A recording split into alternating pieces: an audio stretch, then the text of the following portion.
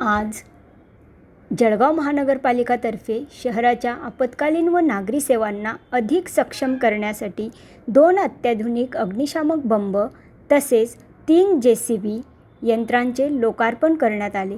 हा सोहळा महापौर दीपमाला काळे यांच्या प्रमुख उपस्थितीत पार पडला। पहा हा सविस्तर व्हिडिओ वृत्तांत।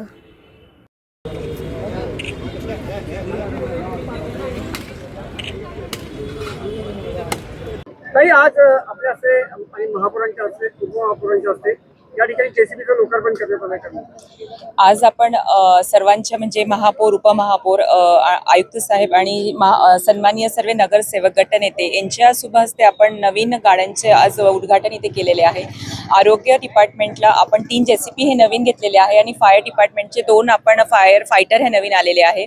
टोटल आता आपल्याकडे 5 JCB आरोग्य डिपार्टमेंटला आहे आणि फायर फायटर हे 6 असे टोटल आपल्याकडे आहे। तर याच्यामुळे हे नियोजनामुळे प्रत्येक प्रभागाला 4 प्रभाग आहे आपले प्रभाग समिती, प्रत्येक प्रभाग समितीला एक JCB हे आपण देणार आहोत। त्यामुळे जे सर्व नगरसेवकांचे काम जे आतापर्यंत रखडलेले होते किंवा कमी JCB असल्यामुळे ते होत नव्हते, त्यामुळे आता प्रत्येक प्रभागाला एक JCB आल्यामुळे ते काम सुरळीतपणे मी तसं उदयदादांना सूचना दिलेल्या आहे की प्रत्येक प्रभाग समितीला एक JCB देऊन ते काम पटकन मार्गी लावावे आणि जळगावकरांचे जे प्रश्न JCB मुळे थांबत होते ते आता थांबणार नाही आणि ते मार्गी लागतील।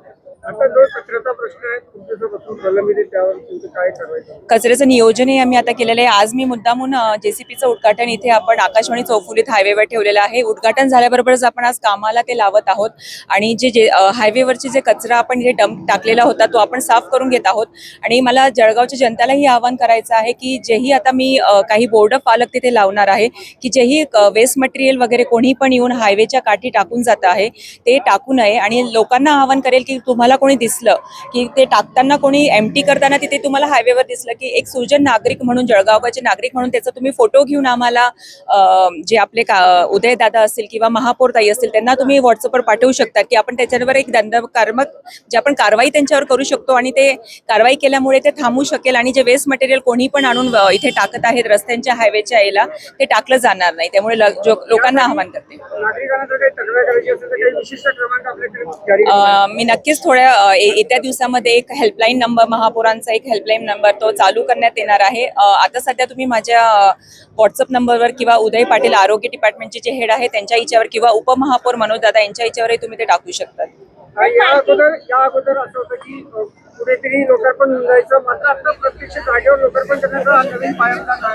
हो, नक्की तेच आहे की आपण पहिले महापालिकेच्या पटांगणामध्ये आपण ते उद्घाटन गाड्यांचं करत होतो, पण आज मी असं नवीन एक केलेलं आहे की जिथे आपल्याला साफसफाई करायची आहे ऑन दी स्पॉट आपण त्याचं उद्घाटन केलं आहे। वाहन पूजा ही आपण सर्व नगरसेवक, सन्माननीय नगरसेवकांच्या हस्ते केलेली आहे आणि लगेच ते कामाला लावलेलं आहे आणि तो कचरा जो आहे तो लगेच इथे उचलला जाणार आहे। हो, आपण कचरा डेपो संदर्भात सम्राट कॉलनीचा एक विषय आहे। सम्राट कॉलनीचे नागरिक अनेक दिवसापासून त्या ठिकाणी एक डम्पिंग ग्राउंड तयार होणार आहे असं नागरिकांची ओरड होती, काय सांगा?